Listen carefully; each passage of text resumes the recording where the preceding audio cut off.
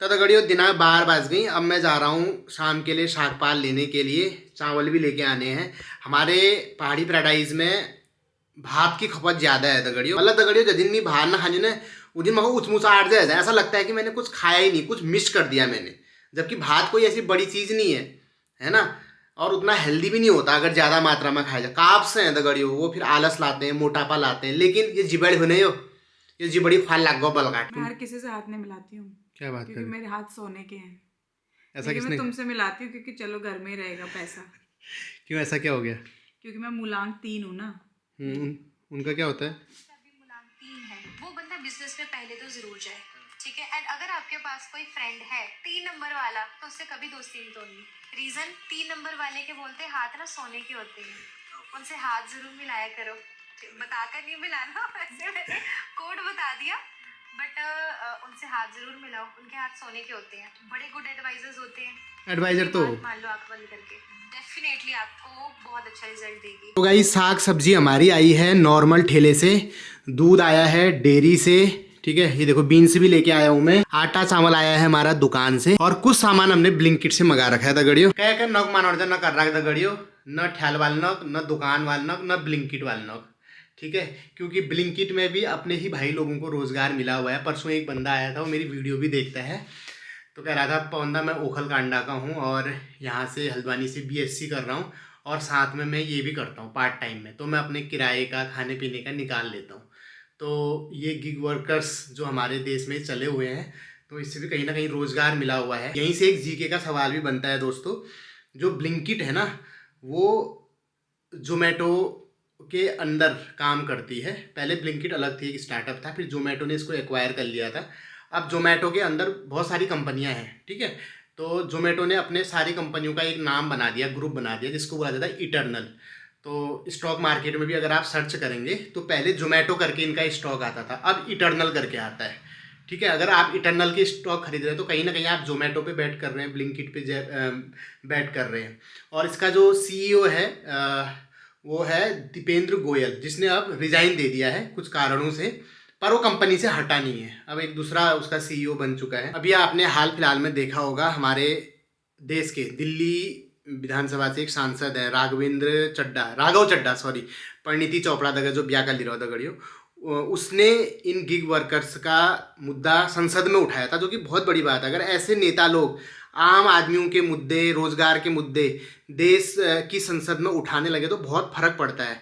और वो बंदे का तो मैं यूट्यूब में देख रहा था, एक दिन के लिए वो ब्लिंकिट गाय भी बना था, डिलीवरी गाय भी बना था, और देख रहा था कि वो क्या चैलेंजेस फेस करते हैं। तो ऐसे हर एक पार्टी के नेता को करना चाहिए, और ऐसे नेताओं को सपोर्ट भी करना चाहिए, चाहे वो किसी भी पार्टी का हो, चाहे वो आप पार्टी का हो, समाजवादी पार्टी का हो, BJP का हो, UKD का हो, कहीं का भी हो, उसे सपोर्ट करना चाहिए। लेकिन दुर्भाग्य से हमारे देश में ऐसा नहीं होता है। हम किसी एक बंदे को देख के, जात पात को देख के, हिंदू मुस्लिम को देख के वोट करते हैं, और उसके बाद जब हमारे सर पे आती है, हमारे साथ कुछ अन्याय होता है, तो फिर हम पछताते हैं। लेकिन उस समय हमारे पास फिर कुछ बोलने को ही नहीं होता है। हमने वोट उस मुद्दे पे दिया ही नहीं ना। कभी हमने ज़मीनी मुद्दों पे, रोजगार पे हमने कभी वोट नहीं दिया, ठीक है। विकास के नाम पे हमने कभी वोट नहीं दिया। आज देखो, अगर हमने हॉस्पिटल के नाम पे, स्वास्थ्य के नाम पे, हमारे हमारे गांव में अच्छे स्कूल क्यों नहीं है, स्कूल में टीचर क्यों नहीं है, हमारे ज़िले में एक अच्छा अस्पताल क्यों नहीं है, ठीक है, एक बढ़िया एम्स क्यों नहीं है, अगर हमने इस मुद्दे पे प्रेशर डाला होता, बात उठाई होती, वोट किया होता, है ना, तो आज हमारे उत्तराखंड की तकदीर कुछ और होती। आज देख लो आप, 25 साल का उत्तराखंड हो गया है और बद से बदतर हालत होती जा रही है दोस्तों, ठीक है। ये इसलिए, इसमें हमारा भी दोष है, हम वोटर्स का भी दोष है। हम ठीक वोटिंग के टाइम पे जात पात में उलझ जाते हैं, हिंदू मुस्लिम में उलझ जाते हैं, मंदिर मस्जिद में उलझ जाते हैं। जो रोज हमारे डेली के मुद्दे हैं वो हमसे दूर होते जाते हैं, ठीक है। तो ये सोचने वाली बातें हैं। ज़्यादा मैं कुछ नहीं कहूँगा, बाकी आप समझदार हो, क्योंकि फिर यहाँ पे लोग कहने लगते हैं अरे तो राजनीति कर रहा है। वो कभी नहीं समझेंगे क्योंकि उनके दिमाग में जहर भरा हुआ है। मैं क्या झूठ बोल रहा हूँ इस बात को। चलो बस दगड़ियों, आप भात खा लीनो पे। आज पहाड़ी पैराडाइज में बनी हुई है अरहर मलके की गाड़ी गाड़ी दाल, या आप देख सकते हैं, क्या बात है यार, वाह। कदू बढ़िया घाम आ रहा है दगड़ियों, आज बिल्कुल मौसम साफ है। आसमान में एक भी बादल नहीं है दोस्तों, सूर्य देवता अपने चरम पर है। दगड़ियों शाम के 7 बज रहे हैं और अभी मैंने थोड़ा सा पढ़ाई करी और आजकल ना मेरे को अर्थशास्त्र पढ़ने का बड़ा चस्का लगा हुआ है। अर्थशास्त्र पे भी मैं आजकल माइक्रो इकोनॉमिक्स पढ़ रहा हूँ और मेरे को बहुत इंटरेस्ट आ रहा है। आज मैं कमांड इकोनॉमी के बारे में पढ़ रहा था दोस्तों, जिसको हिंदी में बोलते हैं केंद्र नियोजित अर्थव्यवस्था। इसमें इस इकोनॉमी में पूरा कंट्रोल गवर्नमेंट का रहता है। गवर्नमेंट डिसाइड करती है कि कौन सी चीज़ कितनी मात्रा में प्रोड्यूस करनी है और किस मात्रा में बेचनी है, किस रेट पर बेचनी है, कितनी मात्रा में बेचनी है। इतना पूरा कंट्रोल इकोनॉमी पे गवर्नमेंट का रहता है दोस्तों।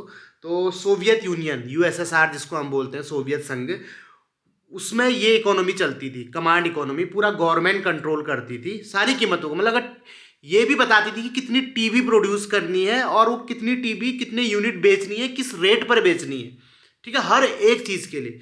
बट इस पर हर एक चीज़ का नफ़ा नुकसान होता है दगड़ियों। तो इस चीज़ का जो सबसे बड़ा नुकसान ये हुआ कि एक तो जो आम आदमी है उसे स्ट्रगल करना पड़ता था हर एक चीज़ के लिए, क्योंकि गवर्नमेंट कंट्रोल है। तो जो गवर्नमेंट के कार्यकर्ता हैं, उनके चमचे हैं, उनके चहेते हैं, उनको चीज़ ईजिली मिल जाती थी और जल्दी मिल जाती थी। लेकिन जो ज़रूरतमंद आम आदमी है उसे ये नहीं मिलती थी। एग्जाम्पल से समझो, जैसे एम्स है, ठीक है, एम्स एक बहुत बड़ा हॉस्पिटल है। यहाँ पे क्या होता है, जो गवर्नमेंट के लोग हैं, कर्मचारी लोग हैं या नेता लोग हैं, इनका नंबर बहुत जल्दी आ जाता है। इनके कोई रिश्तेदार होंगे या ये खुद होंगे तो इनका बिल्कुल वीआईपी ट्रीटमेंट हो जाएगा। आपका 3 दिन के अंदर नंबर आ जाएगा, सब चीज़ हो जाएगा। लेकिन एक आम आदमी है, जैसे मेरे मामा हैं, वो पिछले 3 साल से एम्स में इलाज चला रहे हैं और डेट पे डेट उनको मिल रही है। आज ये टेस्ट करो, आज वो टेस्ट करो, है ना, और अभी तक उनका अच्छे से डायग्नोस हो ही नहीं पाया है। तो ऐसी चीज़ें पूरे अर्थव्यवस्था में हो रही है। ये तो अभी एक इंस्टीट्यूशन में हो रही है। लेकिन ये जो कमांड इकोनॉमी थी यूएसएसआर में, तो 1991 के आसपास ये कोलैप्स हो गई थी। पूरी अर्थव्यवस्था कोलैप्स हो गया, क्योंकि स्ट्रगल बढ़ता है, लोगों में एक विद्रोह जागता है ऐसी चीज़ों में, है ना। बट भारत में ऐसा नहीं है। भारत में गवर्नमेंट कंट्रोल इकोनॉमी नहीं है, इसमें मिक्सअप है सब चीज़ का। कहीं कहीं पे आपको देखने को मिलती है। जैसे एग्जांपल देता हूँ आपको, जैसे राशन कंट्रोल की दुकान होती है, उसमें गवर्नमेंट तय करती है कि एपीएल वालों को इतना राशन मिलेगा, बीपीएल वालों को इतना मिलेगा, इस रेट पर मिलेगा, है ना, अंत्योदय वालों को ज़्यादा मिलेगा। ये भी एक नमूना है कमांड इकोनॉमी का। बट वैसे अगर पूरे उसमें देखा जाए तो भारत की अर्थव्यवस्था कमांड इकोनॉमी नहीं है, ये मिश्रित अर्थव्यवस्था है, ठीक है। तो ये चीज़ें बड़ा पढ़ने में बड़ा मज़ा आ रहा है, कह रहा हूँ। अर्थशास्त्र थोड़ी बहुत पढ़ी थी बचपन में, लेकिन अब मैं अच्छे से पढ़ूंगा। बहुत इंटरेस्टिंग सब्जेक्ट है इकोनॉमिक्स। तो दगड़ियों झट्टे पहाड़ी डिनर का लिनो पर आप पहाड़ी पैराडाइज में बना है आलू गोभी शिमला मिर्च का साग, साथ में है ठंडा ठंडा चटपटा क्रिस्पी सा रायता। डिनर करते करते हम देखेंगे शार्क टैंक। तो दगड़ियों रात के 10 बज चुके हैं और रंजना का ऑफिस भी ओवर हो चुका है और अब समय है रंजना का दवाई खाने का, ठीक है। सप्लीमेंट बोलो। अच्छा, सप्लीमेंट खाने का। तो ये कैल्शियम है दगड़ियों, कैल्शियम की गोलियां हैं ये।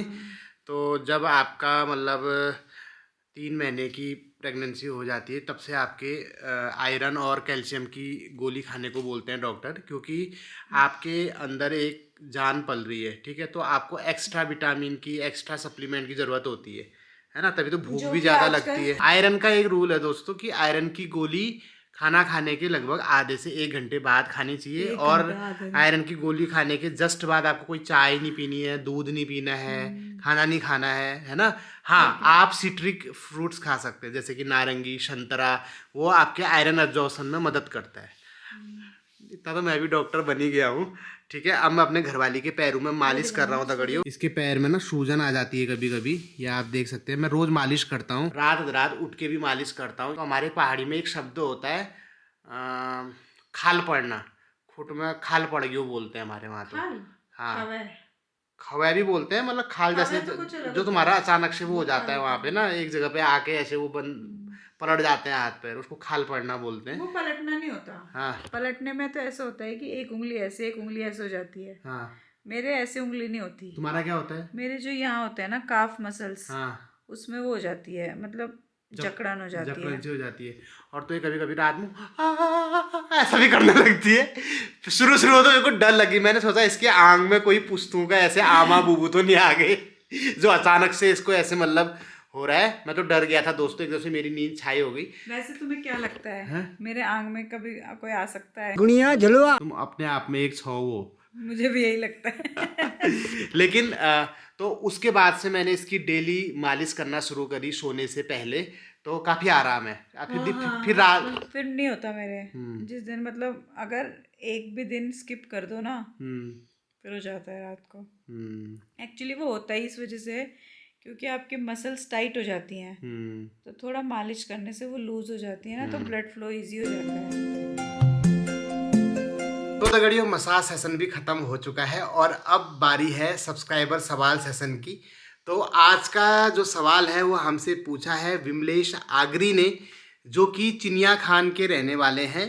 ठीक है, तो वो पूछते हैं पवंदा कुमाऊनी में मिट्टी के बर्तनों को क्या कहा जाता है, इसके बारे में बताइए। हमारे पहाड़ में, हमारे कुमाऊनी में मिट्टी के बर्तनों को, जहाँ तक मैंने सुना है बचपन में, हान या हन्नी ऐसे कहा जाता है। हान या हैनी ऐसे करके बोला जाता है। थोड़ा बहुत अंतर हो सकता है स्थान विशेष के आधार पे। और जो हमारे पहाड़ों में, हमारे कुमाऊं में इन मिट्टी के बर्तनों को बनाने वाले कारीगर होते थे या वो समाज होता था, उन कारीगरों को हमारे कुमाऊनी में हनकिया कहा जाता था। तो ये हन शब्द से मुझे शिरदा अनपढ़ की 4 लाइनें भी याद आ रही हैं, तो आपके साथ शेयर करता हूँ। लकाड़ जलात कोयल दिखीनी, मन की जला मौसले नहीं भय। मतलब लकड़ी जलेगी तो कम से कम उसके कोयले तो होते हैं। अगर आदमी जल गया, आदमी मर गया, तो उसका तो मोश भी नहीं होता है। ठीक है, मतलब झोल, एक कालिक भी नहीं बचती है। हैनी फूटी खपीर दिखीनी, मतलब हैन मतलब मिट्टी के बर्तन। हैनी फूटी, मिट्टी के बर्तन फूट गए तो कम से कम खपीर तो दिखते हैं, उसके टुकड़े तो दिखते हैं। हैनी फूटी खपीर तो दिखीनी, जिंदगी तसलनी बे। और जिंदगी अगर टूट गई तो क्या दिखता है? क्या नहीं। सिर्फ फील किया जा सकता है। कितनी डीप लाइन से है शिरदा अनपढ़ की। ठीक है, शेर सिंह बिष्ट शायद इनका नाम था। ठीक है, इनकी कैसेटें भी निकली थी दोस्तों, और इनके कविताओं का, शायरियों का संकलन भी हुआ है। यूट्यूब में शिरदा अनपढ़ की कविता पाठ करते हुए प्रस्तुति भी है, बहुत ही प्यारी। क्या कविता के साथ साथ जो कॉमेडी करते हैं ना, कोछे तू वाली कविता सुनना दोस्तों, मजा आ जाता है। पूछे की पालंग जैसी उखड़नी कोछत, आहा कार्तिक की मौज जैसी भुरु भुरु उजाउ जैस, आह मज़ा आ जाता है दोस्तों। तो मेरी रिक्वेस्ट है, शिरदा अनपढ़ को यूट्यूब में सर्च करना, उनका कविता पाठ ज़रूर सुनना, आपको मज़ा आ जाएगा। ठीक है, बाकी इस ब्लॉग को यहीं पे एंड करते हैं। अगर आपको ये ब्लॉग पसंद आया लाइक मारना, और आज के ब्लॉग से कुछ सीखने को मिला, आपके ईजा बाबू के चेहरे पे, आपकी मुखड़ी में स्माइल आई हो, तो प्यारे प्यारे कमेंट कर देना। आपका हर एक कमेंट मेरा उत्साह बढ़ाता है। बहुत जल्दी एक नई ब्लॉग आते मुलाकात हुई। तब तक आप ख्याल धरिया, स्वस्थ रहा, व्यस्त रहा, मस्त रहा, नस है दूर रहा। धन्यवाद for watching, love you all, bye bye, शुभ रात्रि।